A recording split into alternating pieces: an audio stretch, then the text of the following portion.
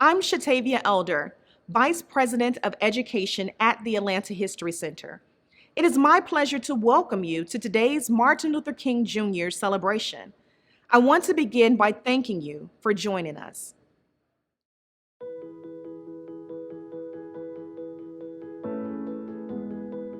Each year on the third Monday in January, we celebrate the life of Dr. King.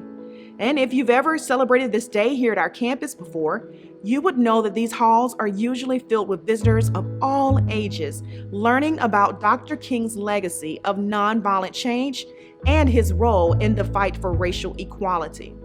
But as we all continue to feel the impact of COVID-19 for the safety of our members, visitors, and staff, we felt it best to celebrate this year virtually. Dr. King said, "Every man of humane convictions must decide on the protest that best suits his convictions, but we must all protest." For more than a century, some of the most meaningful social change our country has seen has been led by young people. Dr. King himself was 27 when he began boycotting discriminatory practices during the Montgomery bus boycott. Civil rights icon John Lewis was only 25 when he led some 600 protesters over the Edmund Pettus Bridge in Selma to agitate for the right of African Americans to vote in 1965. Desegregation efforts like the 1963 Birmingham Children's Crusade and the Atlanta student movement, led by college students, have shown us the power of sustained organization and peaceful protest.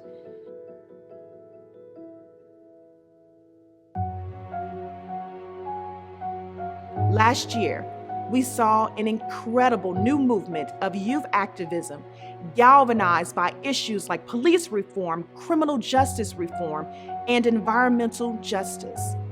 Social activism took center stage and birthed a new generation of young leaders and organizers for change. Thanks largely to social media, hundreds of thousands of young people organized marches, visuals, and voter registration efforts, all while putting themselves at great personal risk to push leaders to enact more equitable policies. Just as generations before, young people today understand that as vanguards of a new civil rights movement, courage, determination, and resiliency are necessary in moving our communities to change and compelling our country to live up to its truest ideals. As we reflect on the legacy of Dr. Martin Luther King Jr., we would also like to take a moment to remember the civil rights giants that we lost last year. Reverend C.T. Vivian, Reverend Joseph E. Lowery, and Congressman John Lewis, all of whom marched, organized, and fought for change alongside Dr. King during his life and remain steadfast to these causes even after his death. Their work here in making Atlanta the city too busy to hate has left a mark on not just our city, but on the world. For today's celebration, we've prepared several online educational resources that explore Dr. King's legacy, including a monologue from our museum theater collection about one of the 9 African American students to integrate the Atlanta public schools in 1961. We hope that you'll explore them with your family and discuss the role that you all can play in redefining our place in Dr. King's beloved community while creating a more fair, equitable, and just society. I have a dream.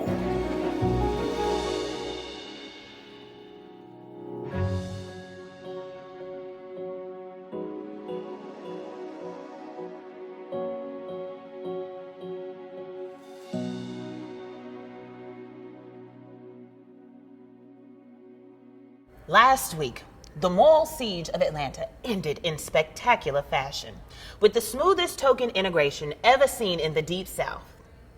Into 4 all-white schools marched 9 Negro students without so much as a white catcall. Teachers were soon reporting, no hostility, no demonstrations, the most normal day we've ever had. Normal? Normal for whom?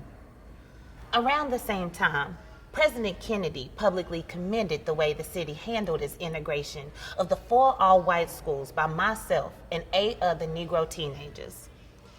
He asked other less progressive cities to look at what Atlanta had done and to meet their responsibility with courage, tolerance, and above all, respect for the law. Everyone had their opinion about the noble and brave Atlanta Nine, as they like to call us. But none of these folks were a 17-year-old Negro girl. We were the strongest students from our individual schools and were already receiving a top-notch education. But we knew that integrating the school system was necessary, and it was bigger than us and what we might want.